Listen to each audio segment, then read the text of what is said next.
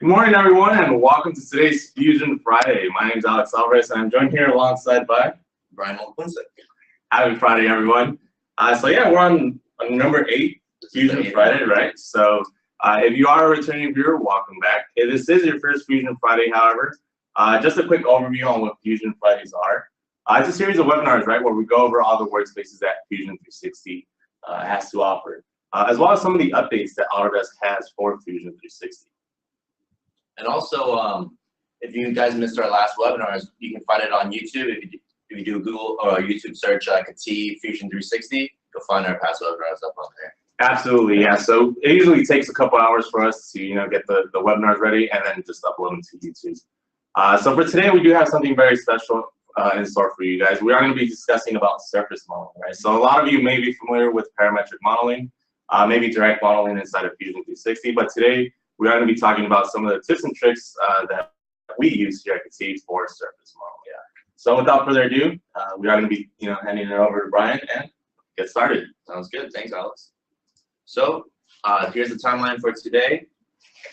Be sure to ask questions, guys, so we can help you guys with your Fusion endeavor. Yeah, yeah. So we'll go ahead and answer the questions you guys have during the presentation at the end of the end. So yeah, so we'll talk about Fusion 360. We'll go over what surface modeling is, go into a quick two demos for it, and then recap our knowledge, and then that's where the questions come in at the end there. So Fusion 360, what is it? It is a multi-tool for software. So it has CAD, CAM, simulation, drawing creation, rendering, pretty much everything on the screen right here. Also cloud-based collaboration, so you're able to make comments on your model directly, and then once you make those comments, it's saved alongside the model as well. Yeah, what's neat about this too is that your designer engineer doesn't have to learn all these different software, right? So he doesn't have to learn Maya, or he doesn't have to learn Mastercam to do some of his CAM programs in it. He can just learn one single tool and essentially just have the foundation, right, for everything that he's going to be doing in his everyday life. Right, and also like your data is not going to be hopping from one software to another. It's all saved in one software. It's integrated data then. So surface modeling, what is surface modeling? It's a mathematical technique for representing solid appearing objects, and surface modeling lies within the model environment. And the surface modeling in Fusion 360 uses T-spline technology.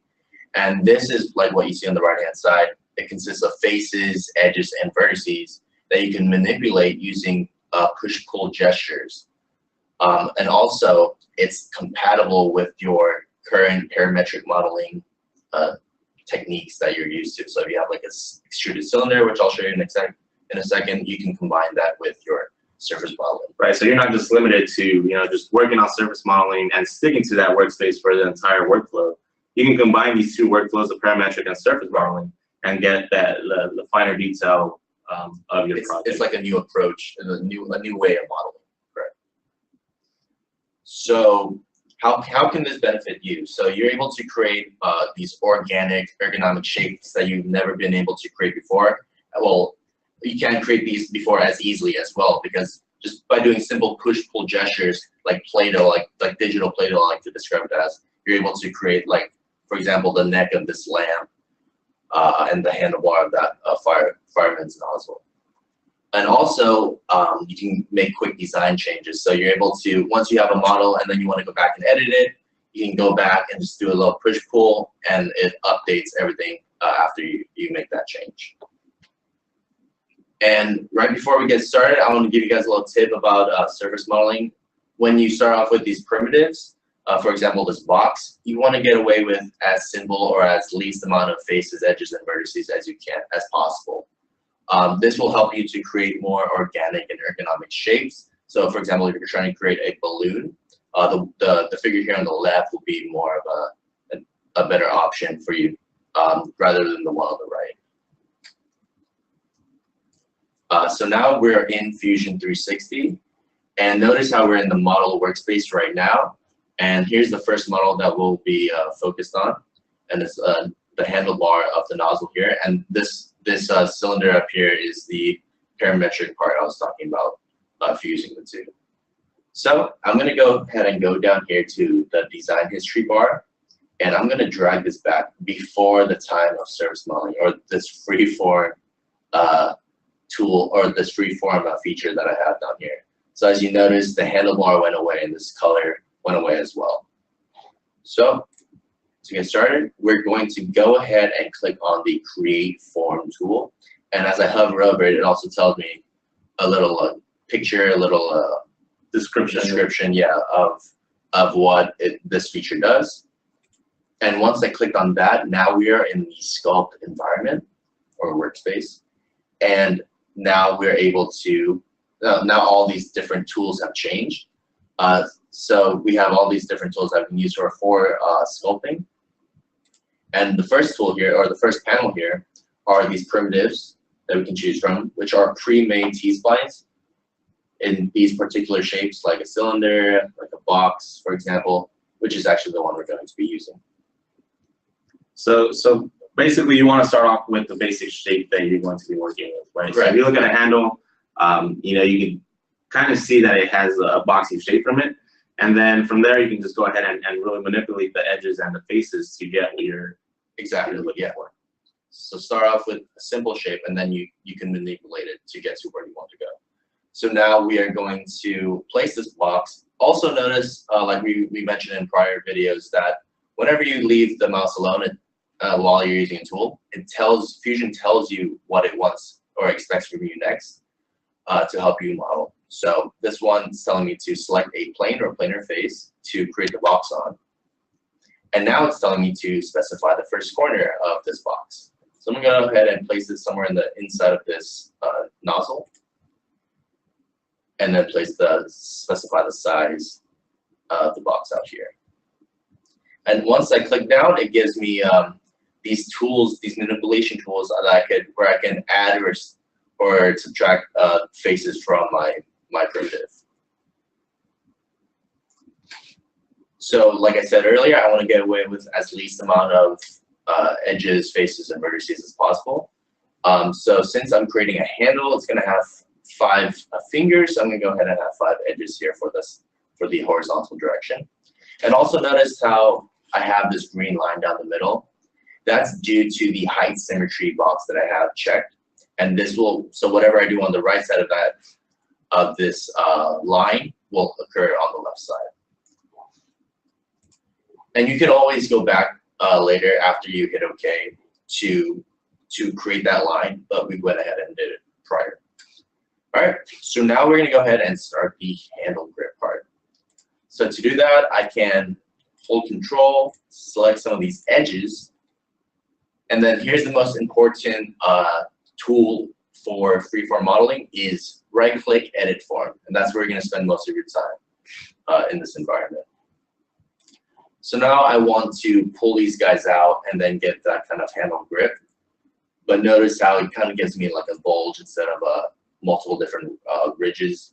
So instead, I'm going to insert some edges in between these, the current edges that we have.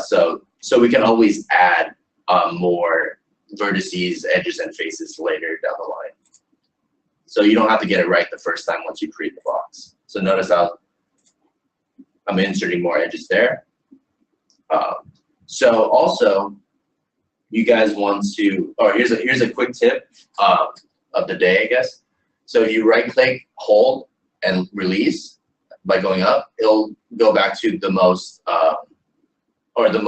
recent tool that you just used. So for example, I just did insert edge. I right-click, held, release up, and now I'm in insert edge again. So I'm gonna go ahead and do that again. So it gives me, so I don't have to go back all the way here to find it. I can just, wherever my mouse is, I can just right click and select it from there.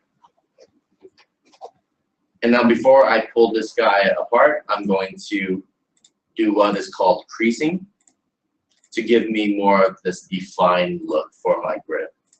So now notice that the crease is a bold kind of appearance to it. So now when I right click edit form, it's going to give me that bold curve that I'm looking for. And I'm going to go ahead and fill it those guys later so it's not as sharp, but I like the indent that the outcome gave me. Cool.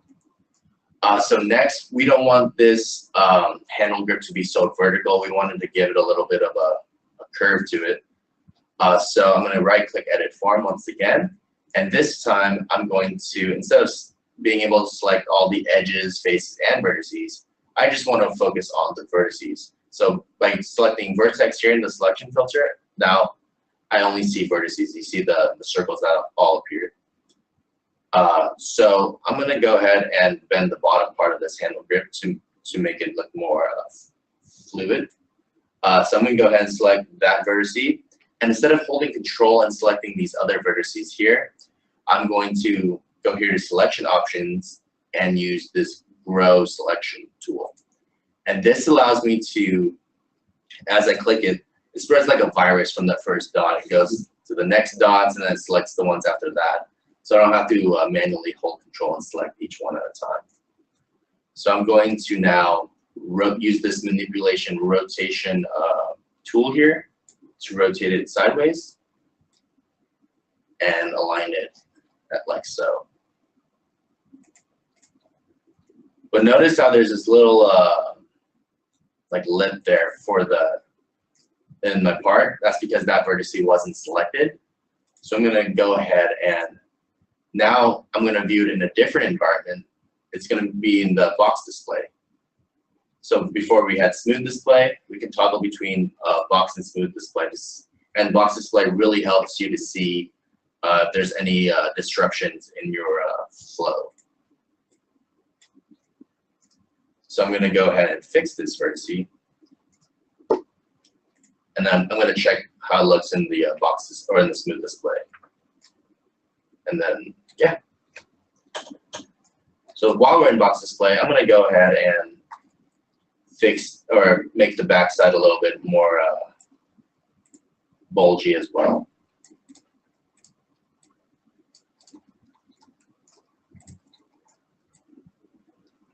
And then every so often, I'm going to go to smooth display to check out how that's coming along. It's going to also increase the back part here. And then once I'm happy with my design, I'll go ahead and hit finish form. And this is what I'm talking about when I want to go back and edit the part. I can always go back here, right click, edit, and just by moving my part like that, I can exit my sculpt environment, and it changed for me there. So now we're going to combine our sculpt environment or our T-splines with our parametric modeling. And to do that, simple, it's a combine tool. Select the two bodies I want to join, and now they are one solid body. The transition here is a little strange there, so I'll go ahead and add a fillet to that as well.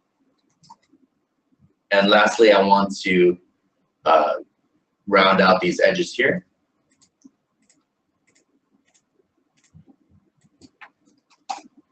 So I'll go ahead and add a fillet to that. So now we're almost done. We're just going to hit A for appearance to add a little color to this guy. And now we have a nozzle grip for our nozzle. Real quick, Brian, too. Yeah. One of the reasons too why we back earlier in when you were modeling, when you were jumping in between, the control, the box mode and the smooth mode. Yeah. Yeah. So we just go back there. Yeah. So notice how in the smooth mode you couldn't really see the overlapping edges, right? So one of the reasons why we want to go into box mode, or why some people decide to do both modes or jump to both modes, is because they can see the overlapping edges or some of the issues that need correcting inside the surface, right? So when Brian went back into the box mode, he was able to clearly see which edge was overlapping or which edge needed to be moved, and that's why we That's why we were in the box one. Exactly. Sorry if I wasn't clear on that prior, but yeah, this guy was really like didn't match the rest of his friends there, so I brought him down so he can. There you go. So notice how there also, when I went back to the surface modeling environment and moved it up and down a little bit, the fillet still remains intact because it was like kind of like a chain reaction down here. Like this happens first, and then this happens, and then so forth. Then the fillets happen. All right, cool. So now we're done with the first example. I want to show you guys how to make the neck of this desk lamp. If you guys have done a YouTube search on surface modeling for Fusion, this is one of the examples too, but I want to show you guys a review of it, I guess. So once again, I'm going to drag the design history all the way back to before that neck was created. And now let's begin surface modeling. Once again, create form. Instead of a box, I'm going to start with a cylinder primitive. And I'm going to place it around here. And similar to the box, before we hit OK, we can manipulate it to the shape that we want. I don't want to add any. I don't need to add any symmetry to this guy, and then I'll hit OK. And then for this guy, instead of selecting individually those vertices and stuff, I'm going to double click, and that allows me to select all the edges that go around this cylinder here. Right click edit form once again. And instead of these arrow tools here, I'm going to go ahead and grab this middle tool here. And once I do, and I click and drag, it's pulling everything in towards that middle. It can go outwards as well, but I want to go inwards for this neck. I'll go ahead and do the same for these two.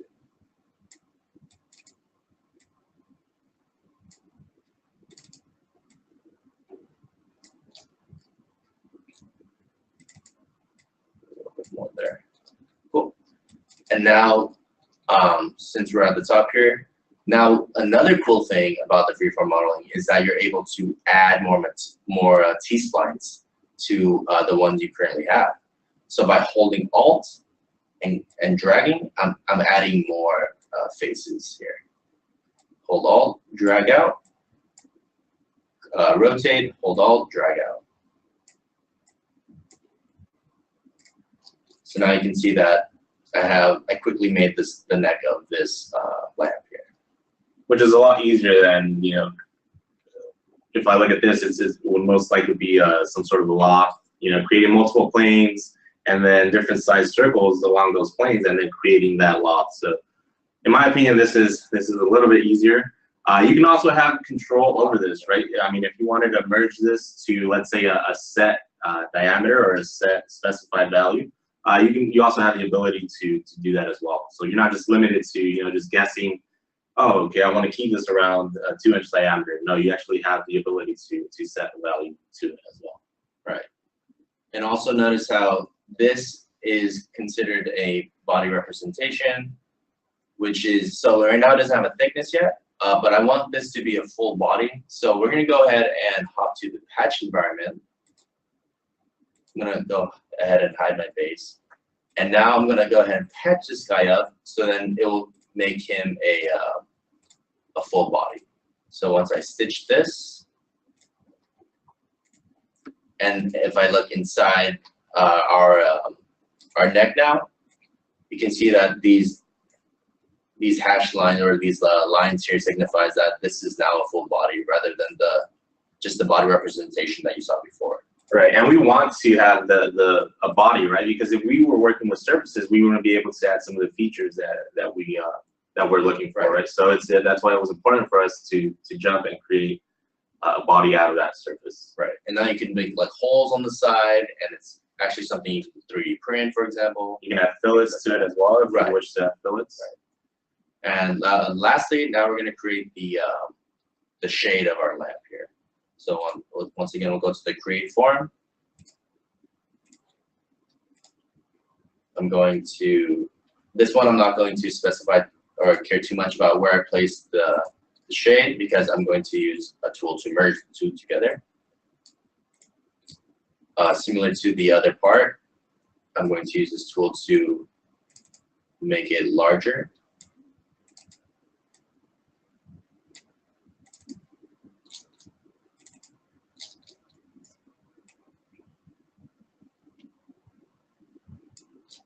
Cool.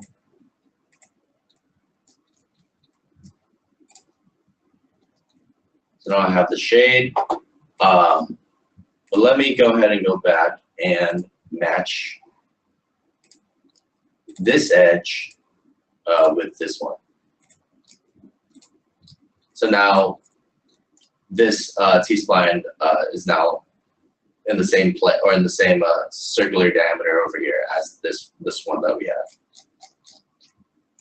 A for appearance to make it look a little pretty, and also functional. And functional, yeah. And also we want to add a little bit of thickness to this one instead of patching it. So go ahead and go to thicken here and give it a 0.2 inch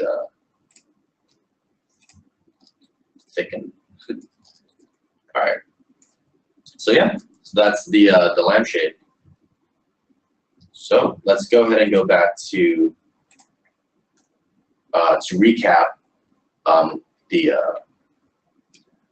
surface volume. So here are some pointers that I put in that are some takeaways that I think you guys should know for surface volume.